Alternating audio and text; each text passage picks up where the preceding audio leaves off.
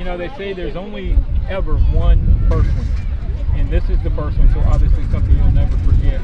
Like I told Garrett, if you've been playing a Little League team, you got to win that first one before you can win number two. Talk about the character your guys showed. 3 quarters they were winning. A lot of things going against you, but you just kept fighting. Yeah, you know what? First of all, I got to give the glory to God because that's who we play for, that's who we honor. But I can't brag about those guys enough. If you watched us for the first 4 weeks, what you know is they have a ton of heart. And that's all that happened in the second half. They came out and they just basically, they were who they are. That's what they were. They kind of slept-walked through the first 3 quarters, but when they needed to, they picked each other up, and they found a way to make plays and get a win. Were you frustrated at halftime, 3 quarters? You had opportunities, you turned it over, you drive stop, you missed field goals. Were you starting to get to you a little bit? Not frustrated because we know everything is fixable as long as we stay together. So the message in the locker room was simple. I just need my team to show up. That same team that shows up, that plays. Our biggest strength is the love they have for each other and the way that they have each other's back. And so we weren't doing that in the first half. And when we say that, their greatest strength is that love they have for each other, that's holding each other to a standard and being unapologetic about it. So that's what they did, and they came out, and the results are what they are supposed to be when you do that thing, when you do that type of stuff.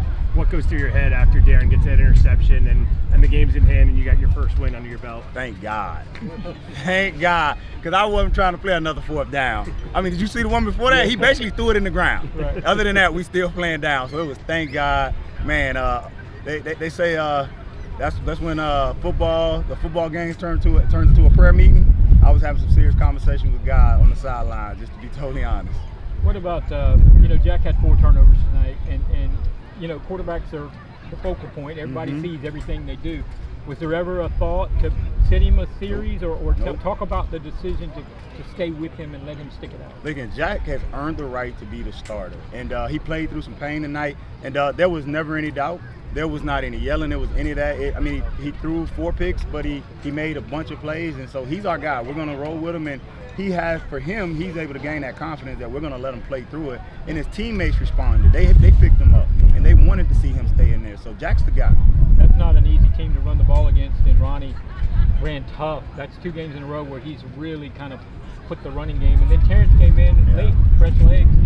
You were able to do what you had to do with the running game. Yeah, you know what? I can't say enough about Ronnie, man, and he got a game ball for that. Ronnie is consistent. He does everything we ask him to do, both on and off the field. He leads by example. And Terrence, his productivity was a result of Ronnie's leadership. So not taking anything away from Terrence, he did a great job when called upon, but that's what happens when you have great leadership. Everyone follows suit. Does this feel like a weight off your shoulders now? You can get ready for each game the rest of the way and you don't have to worry about getting the first win? I won't say it. Yeah, it's a weight off my shoulder. I can't even lie to you. Yes, it is. It is.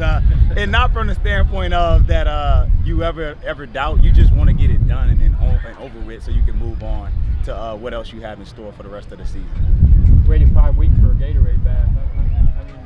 They looked like they knew what they were doing, so they must have practiced it at some point. You know what? They got you good. You know what? I'm looking forward to having those every week for the next 8 weeks. So we'll celebrate tonight. We'll be smart with our decisions, and then we'll rest up tomorrow, and we'll get back to work on Monday. Thank you, Coach. Thank you.